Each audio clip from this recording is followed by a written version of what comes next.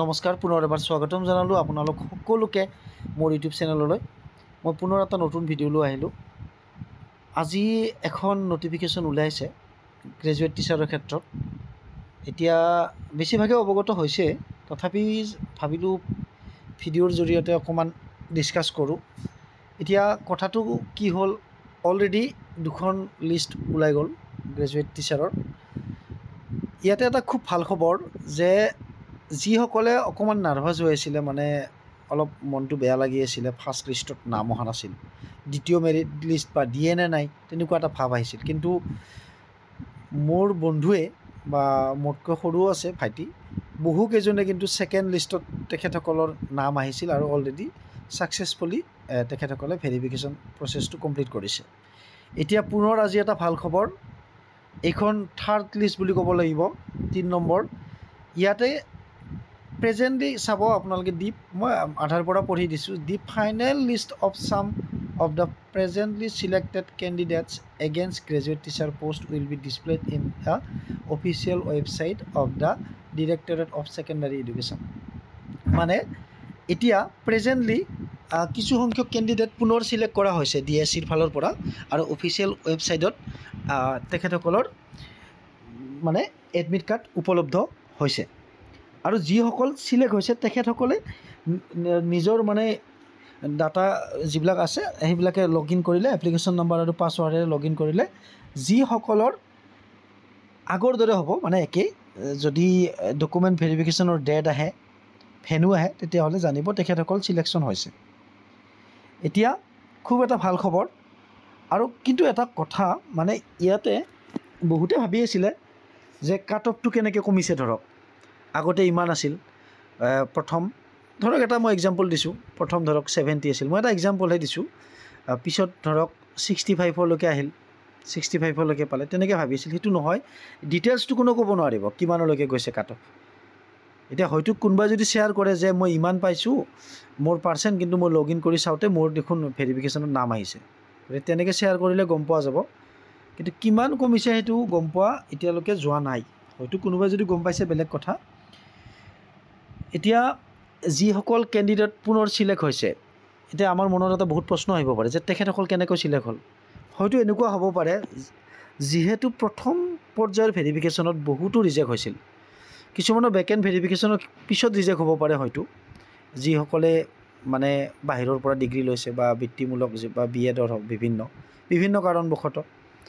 কিন্তু যিসকল direct reject হৈছিলে, যিকোনো ছাবজেক্ট মিছমেটছ কিবা কিবি, যিহেতু 1:1কৈ আপোনালোকক মাতিছিলে, গতিকে এই ৰিজেক্ট হোৱাৰ বিপৰীতে এখন কেলকুলেশ্যন কৰি 2 নম্বৰ লিষ্টখন ওলোৱা যেন আমাৰ এটা অনুভৱ হয়। আকৌ 2 নম্বৰত যে যিসকলৰ ভেৰিফিকেশ্যন হৈছিলে সকলোৱে যে একচেপ্ট হ'ব সেইটোও কথা নহয়, তাতেও কিছু ৰিজেক্ট হৈছে। আৰু সেই ৰিজেকশ্যনৰ ওপৰত ভিত্তি কৰিয়ে চাগে কিছু সংখ্যক কেণ্ডিডেটক পুনৰ এই 3 নম্বৰ লিষ্টত ইনক্লুড কৰিব, আৰু তেখেতসকলে এডমিট কাৰ্ড ডাউনলোড কৰিব পাৰিব। কিন্তু খুব কম সংখ্যকহে পাৰিব, নিশ্চয় এটা আইডিয়া কৰিব পাৰিছে আপোনালোকে। আৰু ইয়াৰ পিছত হয়তো নোলাবও পাৰে, আৰু ওলালেও গম নাপাওঁ, হয়তো ইণ্ডিভিজুৱেলি কণ্টেক্ট কৰিব, তেনেকুৱা নিয়ম নাই, কিন্তু তথাপি নোলাবই বুলি ভাবি আছোঁ। এতিয়া খুব এটা ইম্পৰ্টেণ্ট কথা হ'ল PGTৰ ক্ষেত্ৰত।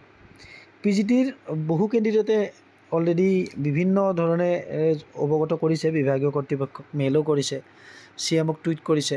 এতিয়া PGTৰ কিন্তু এখন ওলাবলগীয়া আছিলে, কাৰণ যিহেতু গ্ৰেজুৱেট টিচাৰৰ 3খনকৈ ওলাল, আৰু গ্ৰেজুৱেট টিচাৰৰ অৱশ্যে কম্পেৰিজন কৰিলে PGTতকৈ বহুত পষ্ট খালী আছে।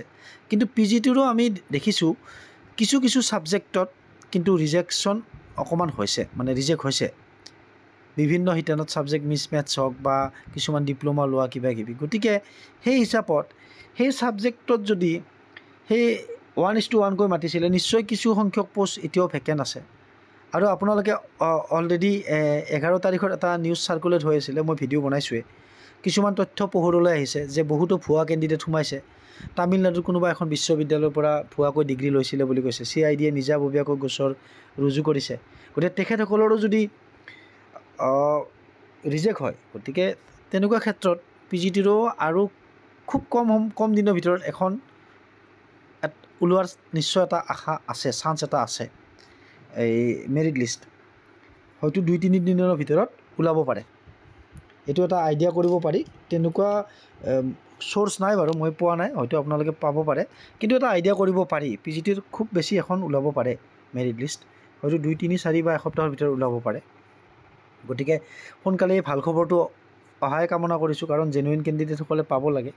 ৰিজেকশ্যন হোৱাখিনি বাৰু ৰিজেক্ট হ'ল, আৰু তেখেতসকলে ট্ৰাই কৰিব, একো নাই, তেখেতসকলেও কষ্ট কৰিছে, কিন্তু তেখেতসকলে জেনুইনলি ট্ৰাই কৰিব।